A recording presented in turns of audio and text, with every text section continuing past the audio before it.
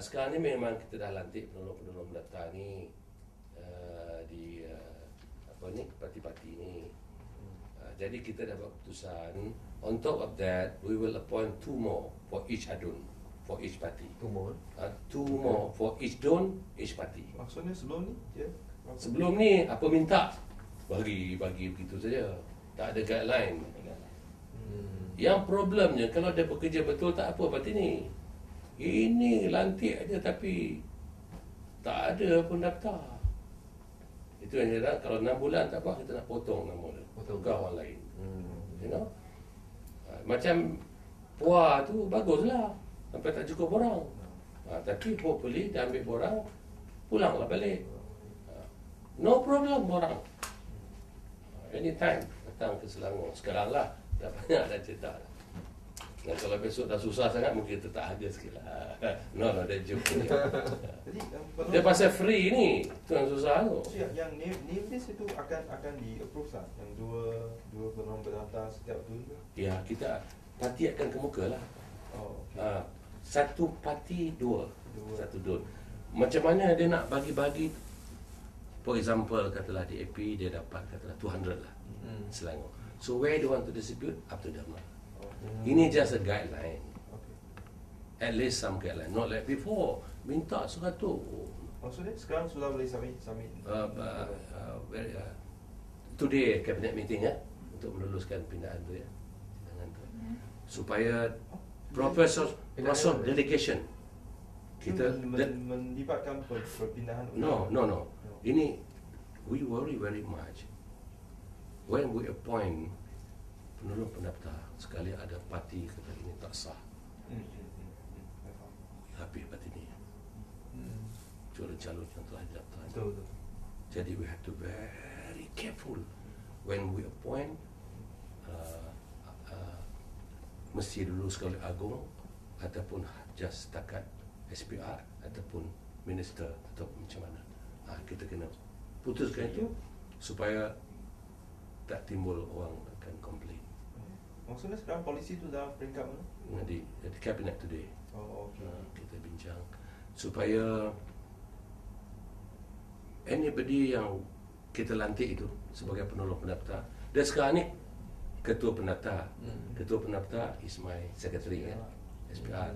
Timbalan ketua pendaftar 2 timbalan. Semua itu dapat kelulusan Agong. Tapi kalau ini semua penolong-penolong atas Samit Agong. Sekarang ni kita tak samit lah sebab ramai sangat. Jadi kita takut nanti ada orang sudah sekarang pandai habis kita punya. Jadi kita nak betulkan kemungkinan ini, dan bila everything dah okay, quarter and so on, kita akan mula lantik. Iaitu 2 orang wakil bagi 1 don, 1 parti. How they want to distribute that, up to the party concern. Parti jugalah yang akan mencadang. Dan yang nak jadi pendaftar ni pun kita ada syarat. Umur, tidak terlibat jenayah, all those normal one lah. Kita tak mahu bukan jadi penolong pendaftar. Ada some guideline lah. Pasal 140 ni, betulnya berapa ni? Yang betul ni berapa? Mengikut kita punya perkiraan parti ini, ikut kita punya perkiraan daripada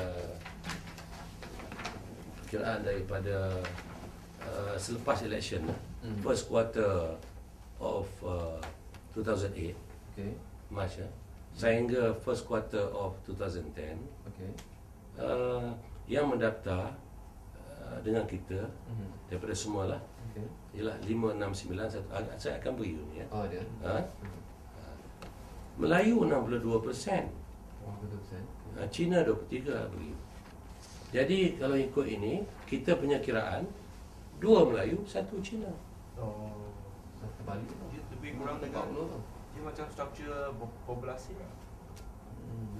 2 Melayu, 1 Cina. Sorry, maaf saya. 2 Melayu, 1 bukan Melayu. 1 Melayu, okey. Ataupun situ kata 1 Melayu, setengah Cina, tak boleh lah. 2-1 tapi tanyalah dia mana dah dapat.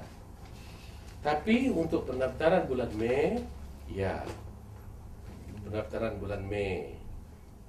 Ataupun yang mana yang belum daftar, senarai yang belum daftar. Tak apalah. Yang belum daftar sehingga first quarter ni memang Melayu yang ramai. Ini Mei saja. 50%. Tidak, ini semua. Semua. Okay. Ini yang belum mendaftar. Yang belum mendaftar. Yang layak mendaftar tapi belum mendaftar. Ya. Give you. Tetapi dalam in the month of May, kita monitor every month. Yang melalui political parties. Yang melalui political parties. Ini nampak. Bukan Melayu. Spesial Chinese. Melayu. Itu mungkin dia quoted that lah. Tapi sampai ke 140. Kalau yang itu saya tak pasti. Tapi kalau 140 tu mana satu di mana tu tanya dia lah. I don't want to comment on the ratio. Terus yang paling aktif mendaftar ni parti JAP. Sekarang lah. Sekarang. Okey. Yang daripada situ pun ramai you tengok dia ada 14,000. I'm not only 7,000.